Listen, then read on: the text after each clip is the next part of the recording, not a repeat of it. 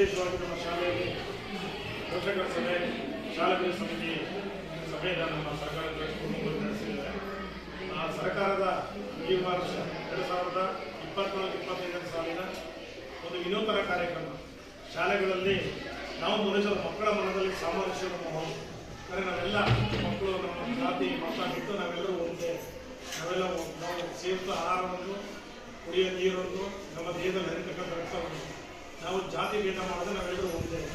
ರಾಷ್ಟ್ರದ ಭಾವಿಕತೆಯನ್ನು ಬೆಳೆಸ್ತಕ್ಕಂಥದ್ದು, ಮಕ್ಕಳಲ್ಲಿ ಸೇವೆಯನ್ನು ಬೆಳೆಸ್ತಕ್ಕಂಥದ್ದು, ನಾಯಕತ್ವ ಗುಣ ಬೆಳೆಸ್ತಕ್ಕಂಥದ್ದು.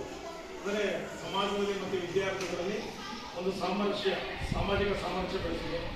ಅವರಲ್ಲಿ ಮೂಢನಂಬಿಕೆ ವಿರುದ್ಧ ಒಂದು ಪ್ರಜ್ಞೆ ಮೂಡಿಸ್ತಕ್ಕಂಥದ್ದು, ವೈಜ್ಞಾನಿಕ ಮನೋಭಾವ ಬೆಳೆಸ್ತಕ್ಕಂಥದ್ದು. ಹಾಗೆಯೇ ಮಕ್ಕಳಲ್ಲಿ ದೌರ್ಜನ್ಯಗಳು ನಿವಾರಣೆ ಮಾಡಲಿಕ್ಕೆ ಹಲವಷ್ಟು ಕಾರ್ಯಕ್ರಮ ಕೊಡ್ತಕ್ಕಂಥದ್ದು.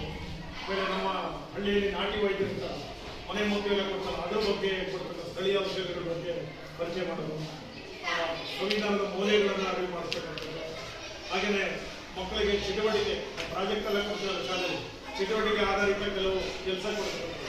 ಇದು ಸರ್ಕಾರ ಈ ವರ್ಷದಿಂದ ವಾರದಲ್ಲಿ 2 ಗಂಟೆಗಳ ಕಾಲ ನೈತಿಕ ಶಿಕ್ಷಣ ಏನಿತ್ತು ಹಿಂದೆ, ಅದೇ ರೀತಿಯಲ್ಲಿ ಮಕ್ಕಳಲ್ಲಿ ಒಂದು ಹೊಸ ಕಾರ್ಯಕ್ರಮವನ್ನು ಸರ್ಕಾರ ಆರಂಭ ಮಾಡಿದೆ. ಅದು ನಮ್ಮ ಶಾಲೆಯಲ್ಲಿ ಇವತ್ತು ಆರಂಭ ಮಾಡಿ ಚಾಲನೆ ಕೊಡ್ತಾ ಇದ್ವಿ.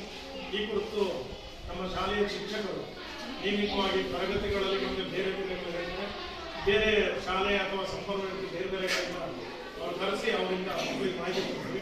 ಹಾಗೆ ನೀವು ಕೂಡ ಬಂದು ಈ ಒಂದು ಕಾರ್ಯಕ್ರಮವನ್ನು ವಿಷಯಗೊಳಿಸಬೇಕು.